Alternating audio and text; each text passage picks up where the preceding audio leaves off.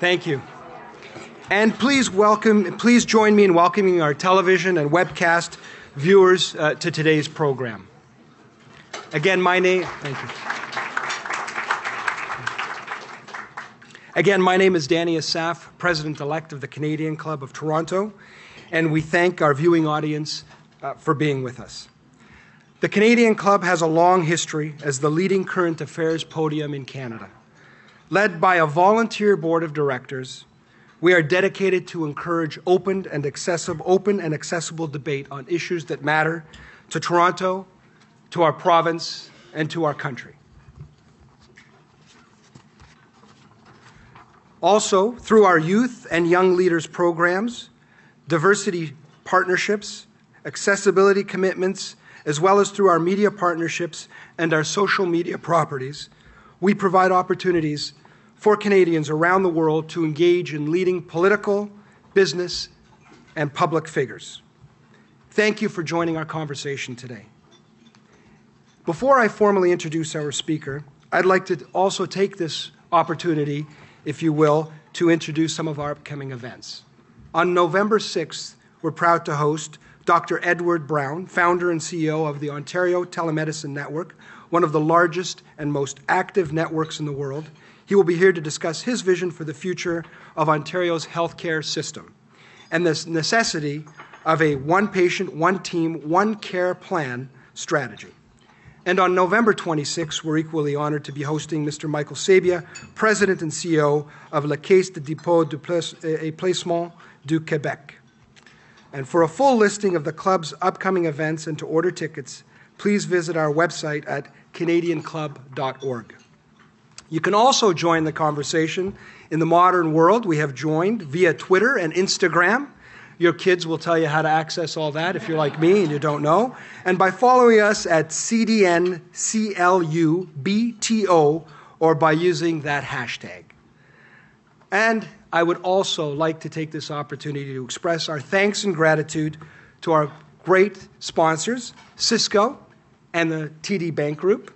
Thank you both for your generous support. Again, without your participation and the support of our sponsors, none of this would be possible, and this 118-year history that we're proud of would not have occurred. So thank you, everyone. Ladies and gentlemen, on your behalf, I am honored to be here today as your host and to introduce today's guest speaker. A leader, an advocate, and champion for Canada's Inuit. Ms. Simon recently completed her term as chair of the National Committee on Inuit Education. In this role, she traveled nationally and internationally to tackle what she describes as the social policy challenge of our generation, improving Inuit education. This, as we are all aware, is no easy task. Unfortunately, dropout rates are disturbingly high, and jobless rates can be as much as 70%. There are many reasons for this, including the lingering effects of historical problems such as the residential schools. Others also point to the inadequacy of educational policies of the South being applied to the Arctic region. The Truth and Reconciliation Commission of Canada focused on addressing these issues.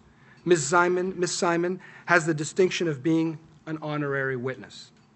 This distinction recognizes her decades-long leadership on Canadian Inuit issues. From 2006 until 2012, for 6 years, she served as the president of the Inuit Tapirit Kanadami, the National Inuit Organization. Sorry. Thank you very much. I pay him to clap at every event. Thank you very much. Checks in the mail. She was also president of the Makivik Corporation. Makivik is the land claim organization for the Inuit of Nunavut, Ms. Simon's hometown. Why no applause this time? She also served as Canada's ambassador for circumpolar affairs, as well as to the Kingdom of Denmark. Her leadership has been celebrated in a number of arenas, including being named an Officer of the Order of Canada, and she has also been named to the National Order of Quebec. Before I relinquish this podium, I want to let our live audience know, and everyone in the room, that time permitted, Ms. Simon has graciously agreed to take questions after her speech. And on that note, Ms. Simon, the Canadian Club of Toronto's podium is now yours.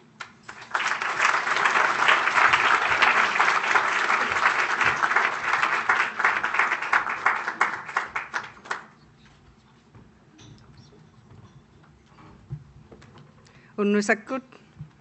Good afternoon. Thank you for coming. It's always a pleasure to see everybody, some old colleagues, friends, and Your Honor, a friend of mine. And Danny, thank you for the very kind introduction. I just want to take a moment to echo and add my own words to honor Corporal Nathan Cirillo, who died standing guard on the tomb of the unknown soldier in Ottawa on Wednesday, and Warrant Officer Patrice Vincent in St. Jean last Sunday. Being here today, we honor them and we demonstrate by our presence the strength of our human spirit as Canadians. And when we sing the national anthem, let's sing it with them in mind and in support of our values as Canadians. I know that we are positive global citizens and we have good work to do ahead of us. I also want to thank Willa, who's a great friend of mine, Willa Black, who is here at the head table, from Cisco. Willa and I met years ago, a number of years ago, not too long. And since then, Willa and Cisco have been the vision and energy behind a really terrific project called Connected North Telepresence that is introducing state-of-the-art technology to schools in Nunavut. And I heard from Willa today that they are going to be working with 10 schools in Nunavut, and they also have opened the telehealth facility for mental health in Iqaluit, which is absolutely amazing. I am so glad that you are doing that. And actually,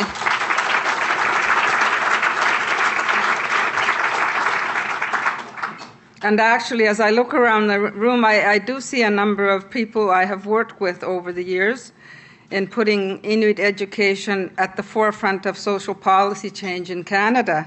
And I thank you for being here today, Clint Eastwood.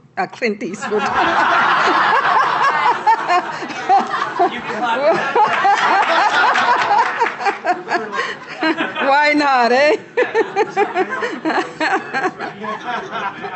Clint Davis from the TD Bank Group, Corey McPhee from Valley Canada, and Bruce Lawson from the Counseling Foundation. I don't know, are you here? Oh, there you are. And there's others too, but I do really want to begin by offering my appreciation for the support that has been given to us for this work that we are doing on education. It's fundamentally crucial. I also want to begin by offering my appreciation and thanks to the Canadian Club for the invitation to speak at this luncheon forum, and to Cisco and TD Bank for sponsoring this event. I am well aware of the many Canadian leaders and innovators and influencers who have stood at this podium to explain an important point of view about Canada. Today, I would like to bring an Inuit and Arctic perspective to your ongoing conversation about this great country of ours. My dear friend, late friend, Josie Kusugak, when speaking about how Inuit view themselves within Canada, used the words, "First Canadians, Canadians first." And it is in the spirit of those words that I speak to you today. For those of you who have had an opportunity to visit or perhaps work in the Canadian Arctic, you will have had a glimpse into the remarkable place that I call home. So allow me to begin with some context. One of the fundamental aspects of Canada that Inuit understand intrinsically is the great expanse of our country. Our population of 55,000 are spread across 4 different jurisdictions and comprise of 53 communities. In the east, in the province of Newfoundland and Labrador, Inuit live in a region we call Nunatsiavut.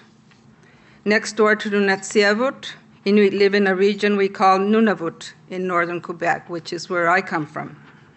Across the top of Canada and into the high Arctic, Inuit live in communities throughout the new territory of Nunavut. And finally, in the far west, in the Northwest Territories, Inuit live in a region we call Inuvialuit Settlement Region, and they call it Nunakput. In its entirety, Inuit refer to the 4 regions as Inuit Nunangat, Inuit homeland, and it comprises 1/3 of Canada's land. All of my working life has been dedicated to influencing Canadian public policy, and specifically the policies that impact the rights and well-being of Inuit. That journey has landed me across, and at times within the negotiating tables of prime ministers and ministers and many, many lawyers. My work has been to illustrate the ties that bind Inuit together as a people and as citizens of this great country. That is to say, equal before the law and with the right to a comparable level of services as other Canadians. For me, the best way to explain the context of the Arctic has been to describe a little of my own life story. My family and other Inuit lived in remote camps out on the land, making many of our own clothes from caribou and seal skins. We harvested the animals, both for the skins and the food. My father, who was originally from southern Canada near Winnipeg, managed the local Hudson Bay Company post, and from him I had the good fortune to learn about the non-Inuit world, or what we referred to as the South. My father had a deep love and respect for the North, its natural beauty and the people, but he also recognized and valued what the South could offer his family. When I reached 6 years old of age, our family moved across Ungava Bay to Kuujjuaq, which used to be called Fort Chimo, as I was telling you earlier. It used to be a U.S. military base. And we moved there so that we children could start federal day school up to grade 6. And that's when our lives really began to change. Up until this point in our lives, we had been living out on the land, and my education was through observing actions of our parents and our elders. When we enrolled in the federal day school in Kuujjuaq, the teaching methods were totally foreign to us, and it was all in an unfamiliar language called English. Just so you know, why didn't you speak English at home?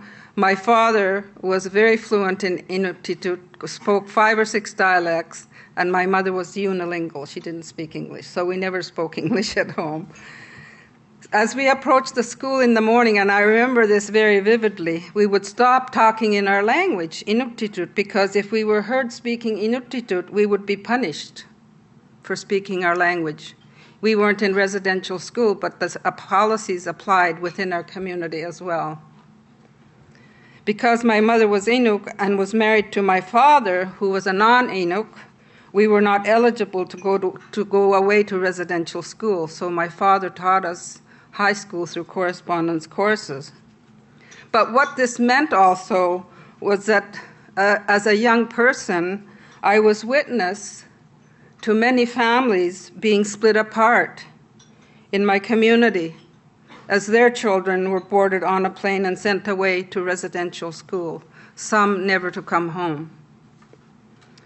Inuit of my generation have words that describe this period of our lives, and those words are ilira and kappia. Ilira and kappia describe the combination of fear, respect, and nervous apprehension that Inuit felt about the people and the Western institutions that arrived in the Arctic in the 1940s and 50s, the RCMP, the churches, and of course the schools. To this day, these two words, ilira and kappia, still stir great emotion in many of us, for they speak of those early days in community life when Inuit families faced wrenching decisions because of policies made in Ottawa. That part of our history has been the focus of Canada's Truth and Reconciliation Commission. And earlier this year, I had the great honor of attending the final event of Canada's Truth and Reconciliation Commission in Edmonton. This was an extraordinary 3 days that I attended, which involved over 3,000 people. And it was the TRC's last event before they submit their report to Canadians next year, which is expected in June. And this will be on the experiences, the impacts, and the consequences of residential schools. The work of the Truth and Reconciliation Commission is profoundly important to Canada's national memory. Here at the Canadian Club, you have held conversations since 1897 with remarkable leaders and newsmakers on what matters most. For Aboriginal Canadians, it matters what happened in those schools. The courageous testimony of individuals who spoke to the commissioners on their residential school experiences was shattering and horrifying, and raises the question of how could this happen in Canada? For Inuit, the Truth and Reconciliation Commission has given voice to the whispers and anguish and painful silence that was known to our families in the 1960s, 70s, and 80s when the survivors returned to our communities. To put this raw emotion into words is difficult, but perhaps the fullest explanation lies in these words. The residential school years shook our belief in ourselves. So the work you see Inuit involved with these days, setting up new governments, reviving our language, and celebrating our cultural heritage, is at its root about transformation. And by that I mean reclaiming our sense of identity and self-worth and restoring the leadership needed to take our communities forward. But I also believe there is another message that matters here, and it is this. It is through the schools that our relationship with education was so badly damaged. And so it must be through education that we reconcile with our past and move forward. Now, reconciliation will not be easy. In many ways, I think it will be even harder than the truth-telling of the past few years. But here's what I believe. Either we can be overwhelmed and immobilized by the enormity of the social problems we face, or we can use the Government of Canada's apology and the testimonies of the Truth and Reconciliation Commission as a catalyst for taking back control and owning our education system, one decision and one policy at a time. And I think we are doing that. So my focus in the last 6 years has been two interrelated issues: education and mental health. The seeds for this work really took root in 2005 when I was involved in discussions around the Kelowna Accord. At that time, Canada came very close to negotiating a $5 billion agreement with Aboriginal leaders to improve the education, employment, and social conditions for Aboriginal peoples. Unfortunately, the Kelowna Accord did not survive a change in government, but the process did achieve this. It shone a light on the state of Aboriginal education in Canada. In communities across the Arctic, what we were seeing and continue to see is far too many dropouts and the too often related issues of alcohol and drug abuse and suicides. The stark reality is that 75% of our students, and more in some communities, are not completing high school. This is not post-secondary education we're talking about high school. So even though the Kelowna Accord failed to materialize, the process itself galvanized opinion among Aboriginal leaders, including myself, that Aboriginal education and adequate mental health services needed to be a part of a national discussion. And here's the action that we took. In 2008, we held a summit on Inuit education that brought together government and Inuit leaders to talk about a new vision for Inuit education and commit leaders to developing that vision. And so in 2011, we released First Canadians First, the National Strategy on Inuit Education. I was supposed to hold a copy up, but I don't have it. You can find it on the website. You can get it from the office. It's not difficult to get. And it was the first time in our 80-year history with modern education that Inuit and governments across the 4 jurisdictions actually collaborated on a vision for education, the Inuit. Of course, releasing a strategy and implementing a strategy are 2 entirely different mountains to climb. So for the past 3 years, as the President and past Chairperson of the National Committee on Inuit Education, I have been working to bring life to the 10 recommendations in the national strategy. Implementing our national strategy is about catching up to the educational experience that is taken for granted elsewhere in Canada, such as creating a curriculum that is relevant to our life experience, training our own teachers, and developing learning resources in our own language of Inuktitut, establishing a university in the Arctic, as other circumpolar nations have done, and establishing specialized mental health services for students who need a hand up, and perhaps most important of all, re-engaging parents in the education of their children. So what has happened since we released the strategy? The first thing we did was to seek out partners to help us establish the organizational capacity to implement the strategy, and we found that partner in Valais. And I'd like to acknowledge Corey. Where is Corey? Oh, Corey, okay, there you are.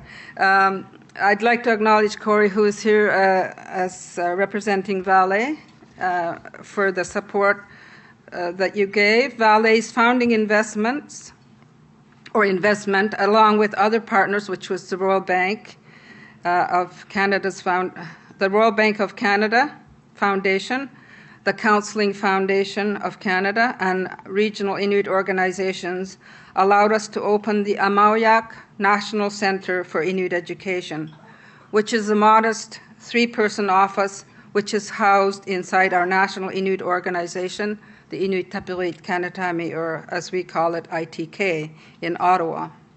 I was president of ITK for 6 years and started the work of the center while president. ITK's current president is Mr. Terry Audla, and he is the acting chair right now. The Amauyak Center coordinates the implementation of the strategy, and Peter Geekie, who is here, he's the director of the Amauyak Center. Please stand so people can see you.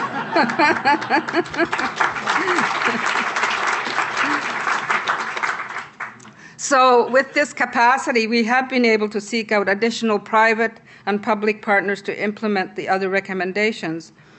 If I've learned anything in my 4 decades of influencing public policy, I know I'm dating myself, it is that change rarely results in one bold stroke or from one bold stroke.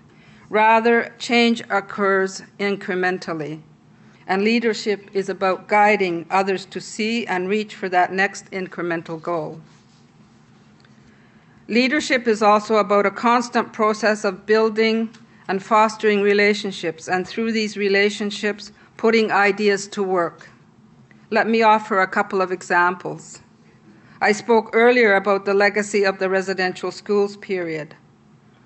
When we began openly talking about the residential school experience, we began to realize that what we were seeing in our families and in our communities is what others call intergenerational trauma. In many of our communities, we have parents and grandparents who have very troubled memories of being in school, and therefore they have conflicted feelings towards school for their own children and grandchildren. What is the consequence of these conflicted feelings and values towards education? We can see it manifest in low attendance rates. If a child misses 40 days of school a year, and this is quite common in some of our communities, by the time the child reaches high school, they will have missed a combined total of 2 years of school. So for a grade 9 student who has missed that many school days, it is really only a matter of time before they will drop out of school. Of the 10 recommendations in our national strategy, the one that garnered the most discussion during our research and consultation phase was the need to re-engage parents in school. That's why the first implementation priority of our national strategy is to implement a national parental engagement campaign aimed at getting our children to school every day, all day, well-rested and ready to learn. And I am delighted that corporations such as CIBC, represented here by Matt Peterson, where's Matt Peterson? There you are, and Cisco, have joined with us in funding the first phase of this important initiative with parents, along with the 2013 Arctic Inspiration Prize that we received last December. Other initiatives of the strategy have attracted the attention and support of other partners, some of whom are here today as well. The Counselling Foundation of Canada, represented here by Bruce Lawson, has supported one of the key initiatives of the strategy on the Inuit language writing system. Thank you, Bruce. The TD Bank Group, represented here today by Clint Davis, sponsored a literacy initiative in one of our communities in partnership with the Imawiak Center, the Government of Nunavut, and Frontier College. And increasingly, we are seeing provincial and territorial governments using the language of the national strategy in the new education initiatives, particularly around interventions to improve attendance. Some governments can be slow in embracing transformative change, and we see this with the Government of Canada. The current emphasis of the Government of Canada in Inuit education is on investing in post-secondary training for resource development industry. In very specific circumstances, these investments are useful, but they won't graduate more students from grade 12. We have an education deficit in the Arctic. It seems to me that common sense, that with all the wealth Canada is deriving from resource extraction in the north, we should direct some of that wealth to getting more kids through grade 12 and beyond. The national strategy has focused on 10 very specific investments to close the education gap. As I travel this country and meet with different audiences, I am often asked this question: why don't Inuit provide additional services they need with the money they received through land claims? And I am glad to get that question, because it is important for Canadians to know that land claims are not intended to affect the rights of Inuit as Canadian citizens. Land claims are not intended to replace our entitlement to all the rights and benefits of all other Canadian citizens. Our land claims do provide the tools and the means to increase our capacity to take on initiatives that add value to basic services, and increasingly we are seeing land claims organizations partnering with other organizations or corporations on targeted initiatives to enhance basic services. But land claims are not intended to replace basic services that are the right of citizenship.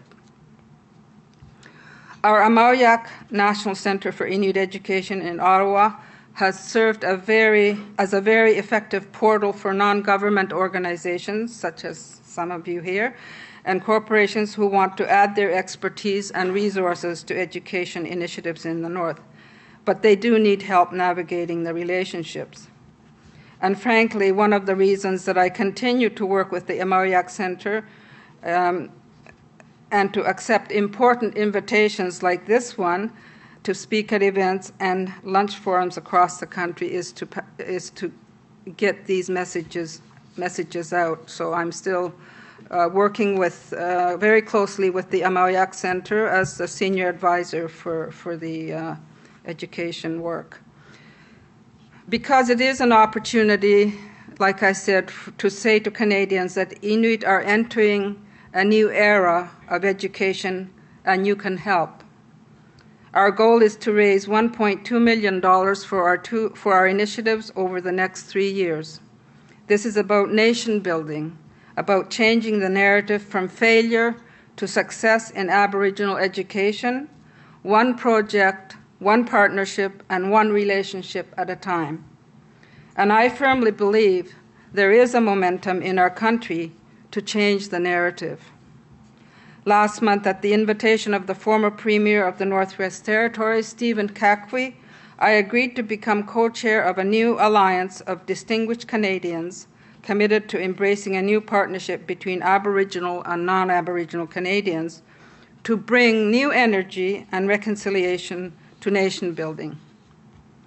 Canadians for a New Partnership has enlisted a long list of accomplished Canadians, including former Prime Minister Paul Martin and Joe Clark, and former Auditor General Sheila Fraser, former Supreme Court Justice Frank Iacobucci, and former AFN Chief Ovid McCarthy, to name a few.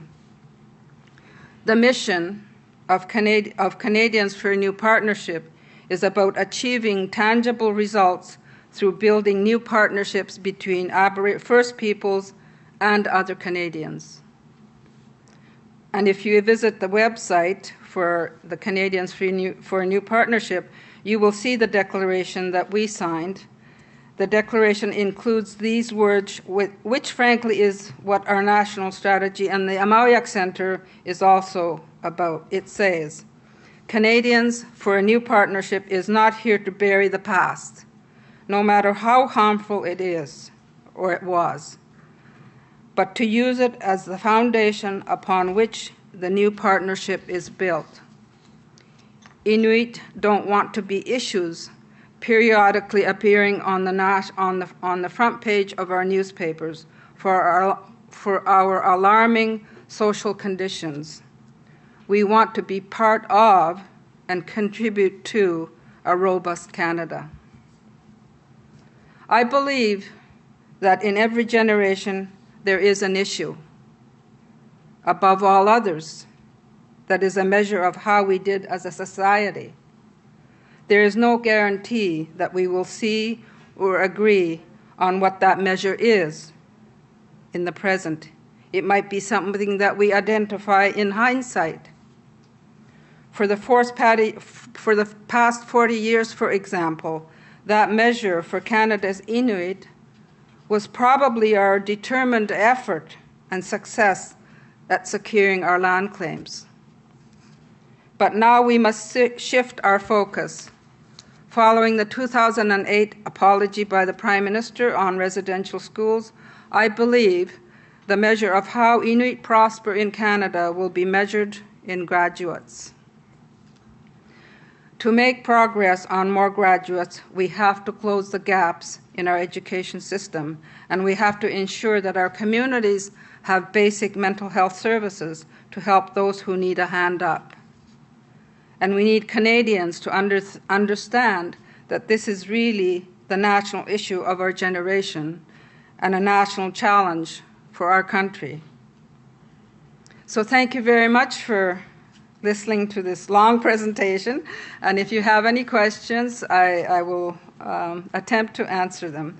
And if any of you would like to talk to us after, myself and Stephen Hendry, who is the Executive Director of ITK, I forgot to introduce him, and Peter will be available. And each table was supposed to have some pictures. I don't know if they were put out yet, of what I was talking about. Thank you.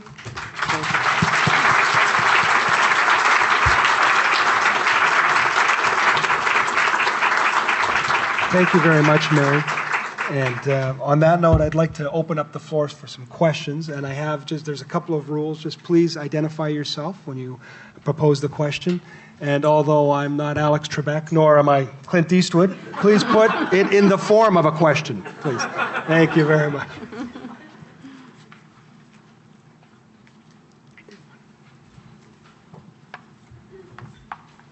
I'm Sherry Campbell. I'm with Frontier College. I know you talked about in the plan parent engagement and high school completion, but another important part was early childhood education. I was wondering if you could talk a little bit about the importance of that. Yeah, it's also one of the recommendations in the national strategy, and we've just started working with the Public Policy Forum on a research project to identify what the challenges are in early childhood education that exist today.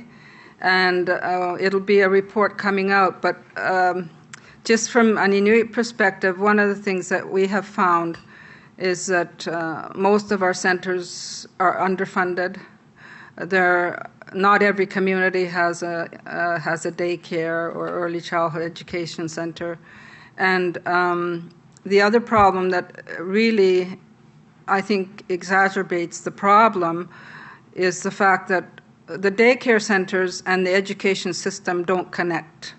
So when a young child who has been in daycare has, learning challenges, that information is not necessarily passed on to the kindergarten classroom where that child is going to go, and that problem child becomes a problem child. He becomes, he could become a bully, or he or she could become intimidated by the whole process, pick fights. I mean, there's lots of things that happen in the school, and sometimes you find out that it's because the child is having problems learning, and they don't know how to react to the situation. So they become the problem child at the school. So I think if there was more interconnectedness between the daycare system and early childhood education with the schools in the north, even though there's no diagnostic services, we could at least catch some of these children that are having problems learning and to try and identify why they are having a problem learning. So it's a very important area. Andre Morso, the Canadian Council for Aboriginal Business. I'm wondering, for Canadians who live in the South and who have never been to the far north, are there any geographic considerations when it comes to education that maybe you could share with us? Maybe one example of how the geography of the land lends itself to being a challenge for education. Mm-hmm. Well, first of all, we have different education systems.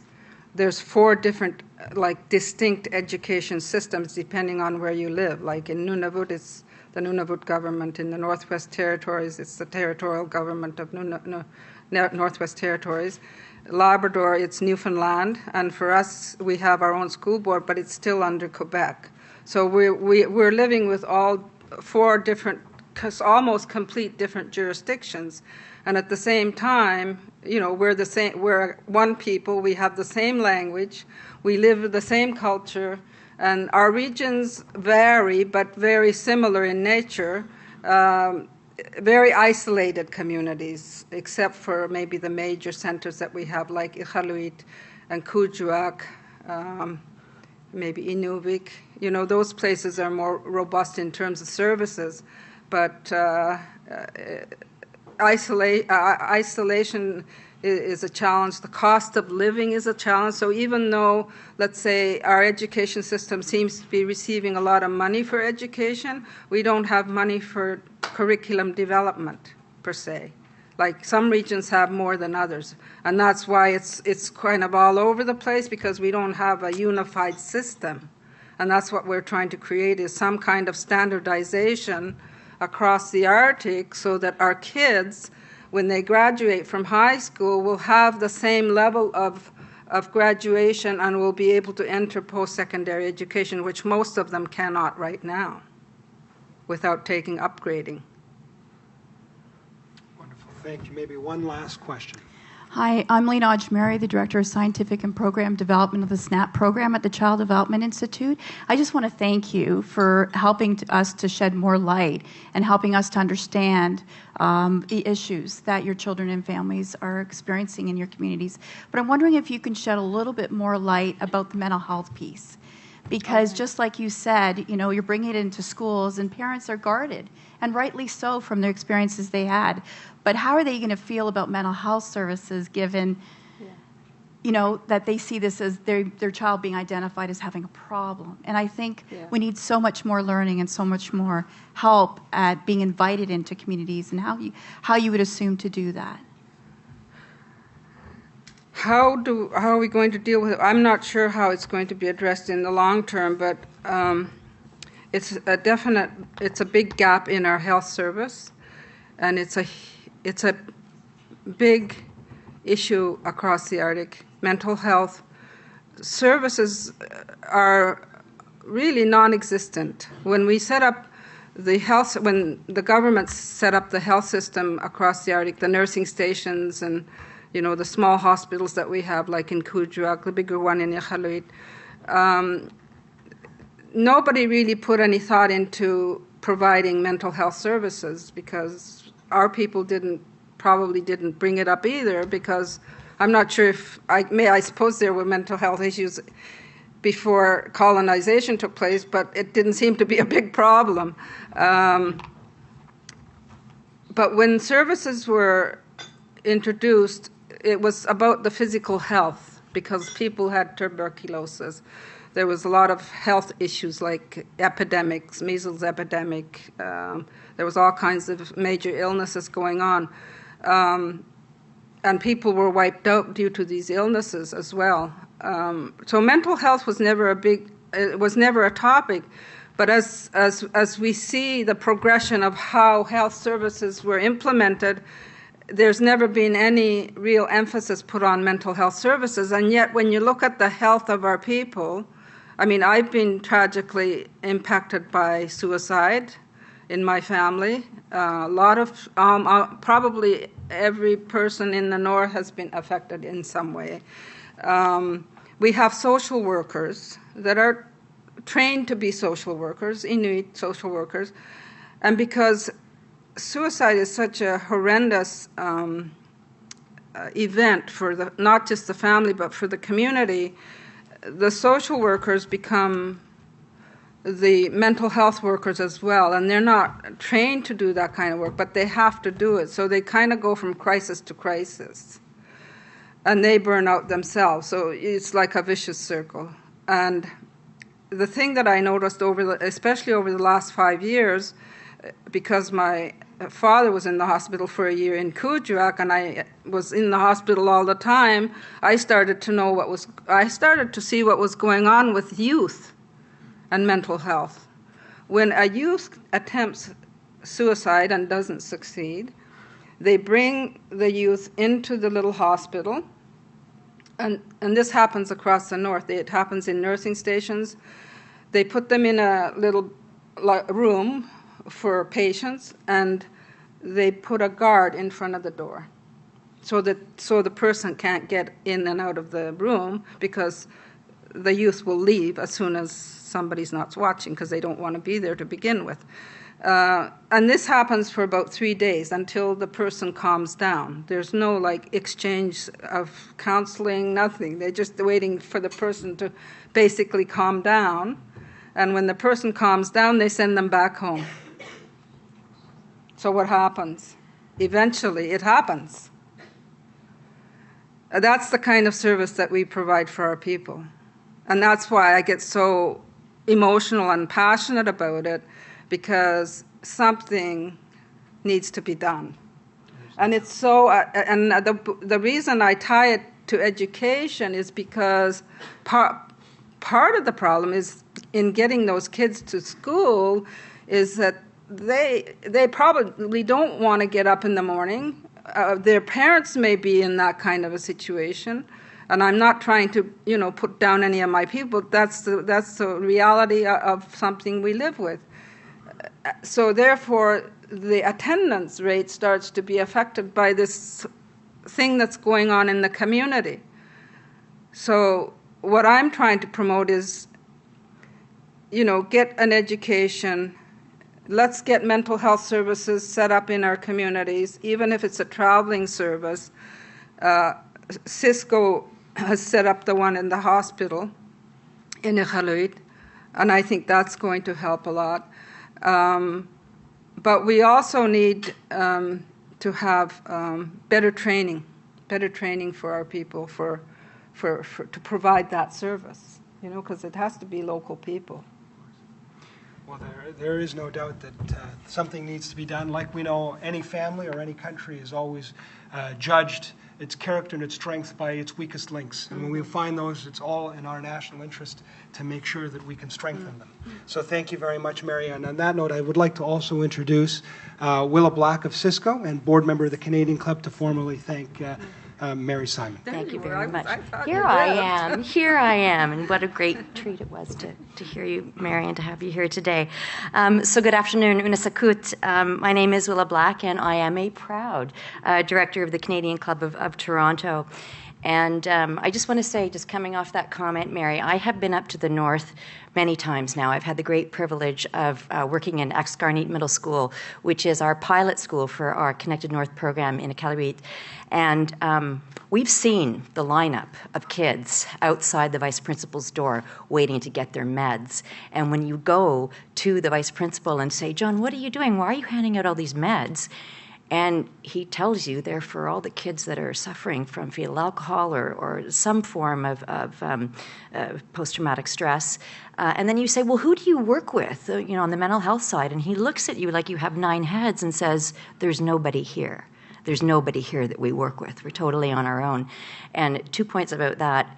These teachers in these communities are extraordinary heroes, and I think they're unsung heroes in this country. And the other point is they are. That's good to see, because they are. And the other point I will make, too, is that I think this is our national shame, that we do not have these kinds of services up there.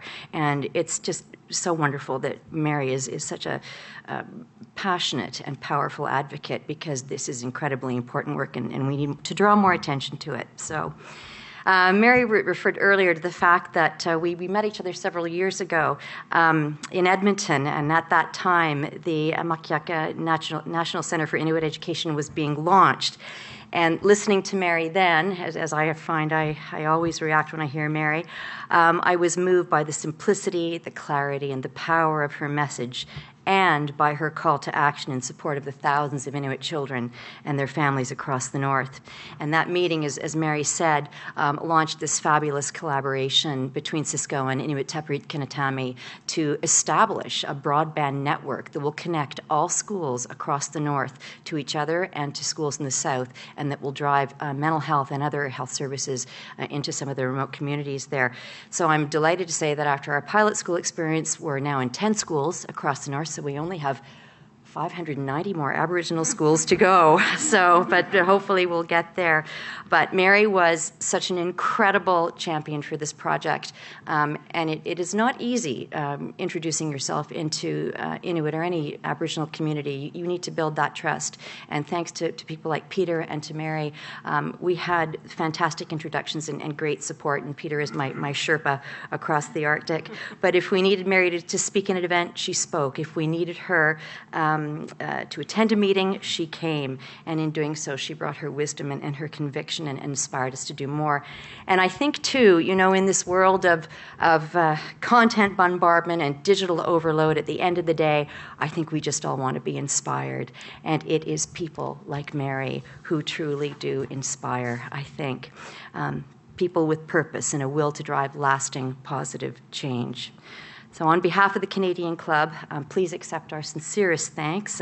Kuyanamik, your powerful message of reconciliation through education provides hope for the Inuit of Canada and for all of us. Your message also helps us to come to terms with the challenges that have affected the Indigenous peoples of the circumpolar region for generations. As a result of your ongoing leadership, Mary, on Canadian Arctic issues such as education and jobs and mental health, we've seen positive economic developments emerge. And as you pointed out, we need to learn from the mistakes of the past so that true healing and progress can happen. With your passion, your expertise, your leadership that we've all seen today, we're hopeful that Canada's Inuit will continue to benefit and to move forward. We hope also that for those of us in the South, our greater understanding and knowledge of the rich traditions and culture of the Inuit people will inform us all as Canadians. So we wish you great success on your journey. Thank you.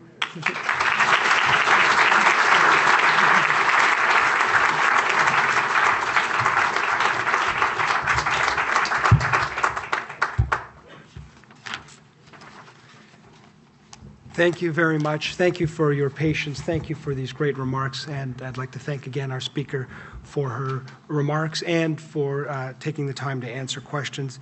And I'd like to thank Willa for those wonderful words, which I think we can all agree upon. And thank you again for joining us. And before I adjourn today's meeting, I'd like to draw your attention to the event survey on each of your tables. If you could please take the time to fill that out, that would be wonderful feedback for our club. And the Canadian Club is always looking for ways to improve our service and the experience, and this is one very helpful tool that we have. So thank you again, and we appreciate your feedback. This does conclude our program for today. And again, please visit our website, the Canadian Club website, to download a webcast or a podcast of today's event and to learn more about the Canadian Club's upcoming events. Thank you again for joining us, and this meeting is now adjourned. Have a great weekend, everyone.